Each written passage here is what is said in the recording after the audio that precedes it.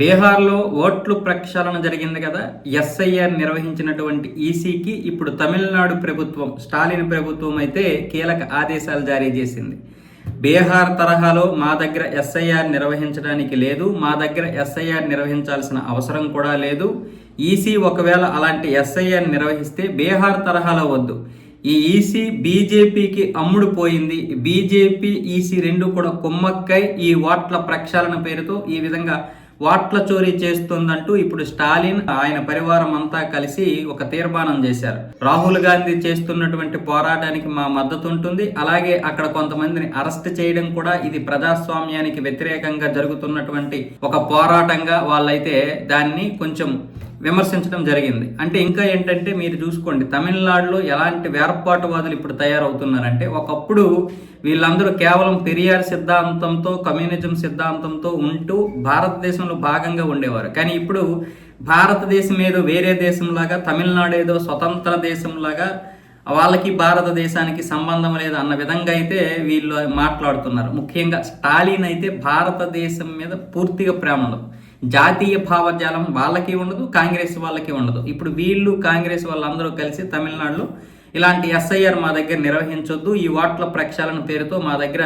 మీరు ఎటువంటి ఎస్ఐఆర్ నిర్వహించొద్దు అంటే, తమిళనాడులో ఇప్పుడు రోహింగ్యా ఓట్లు కూడా ఉన్నాయన్న విధానంగా ప్రచారం జరుగుతుంది. దాన్ని ఇప్పుడు ఈసీ ఖచ్చితంగా చూసి ప్రక్షాళన చేయాలని ప్రణాళికలు రచిస్తుంది. దాన్ని ఇప్పుడు అడ్డుకోవడానికి స్టాలిన్ ప్రభుత్వం ఏమొచ్చేసి ఇటు బీజేపీని, ఈసీని ఒక ఘాటిని కట్టేసి ఓట్ల చోరీ చేస్తుంది. కర్ణాటకలో కూడా మహదేవ్పూర్లో 1,00,000 ఓట్లు చోరీ చేసింది. అలాగే మధ్యప్రదేశ్, మహారాష్ట్ర రాష్ట్రాల్లో కూడా ఇదే విధంగా ఓట్లు చోరీ చేసి అధికారంలోకి వచ్చారు అనే ప్రచారాన్ని అయితే వీళ్ళు ముమ్మరం చేశారు. ముఖ్యంగా రోహింగ్యా ఓట్లతోటే ఇప్పటి వరకు మిగతా రాష్ట్రాలన్నింటిలో కూడా, అలాగే పశ్చిమ బెంగాల్తో సహా అన్ని రాష్ట్రాల్లో కూడా ఇప్పటి వరకు కాంగ్రెస్ పరిపాలించింది కదా 2014 వరకు. మరి దాన్ని ఏమంటారు?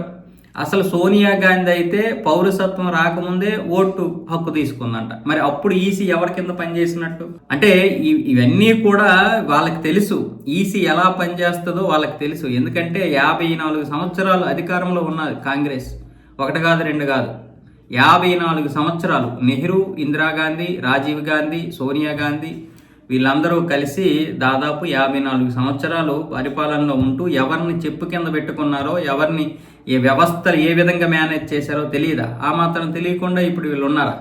అంటే వాళ్ళందరికీ తెలిసి ఈసీ కూడా మళ్ళీ వీళ్ళకి పనిచేస్తుందేమో, మాకు అప్పుడు ఎలా పనిచేస్తుందో బీజేపీకి కూడా అదే విధంగా పనిచేస్తే మరి మేము గెలవలేం కదా.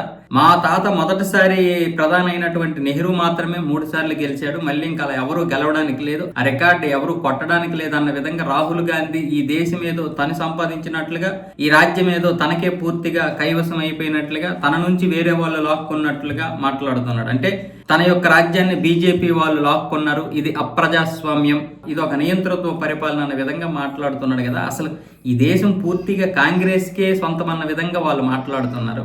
అలాగే ఇప్పుడు స్టాలిన్ కూడా మొత్తం తమిళనాడు ప్రాంతాన్ని పూర్తిగా భారతదేశానికి సంబంధం లేదు, అసలు ఇక్కడ మోదీ ఎందుకు రావాలి, బీజేపీ వాళ్ళు ఎందుకు రావాలి, అసలు ఏంటి సంబంధం, ఇది మా తమిళనాడు దేశం అన్న విధంగా వాళ్ళ యొక్క మనస్తత్వం ఉంటుంది ఈ మధ్య. ఇదంతా కూడా వేర్పాటువాద లక్షణాలు. పశ్చిమ బెంగాల్, తమిళనాడు, కేరళ, కాశ్మీర్ ఇవన్నీ కూడా వేరే వేరే దేశం నుంచి విడిపోయి స్వతంత్ర దేశాలుగా ఏర్పాటు అవ్వడానికి వీళ్ళందరూ కూడా అనేక రకాలుగా ప్రయత్నాలు చేస్తున్నారు అన్నమాట.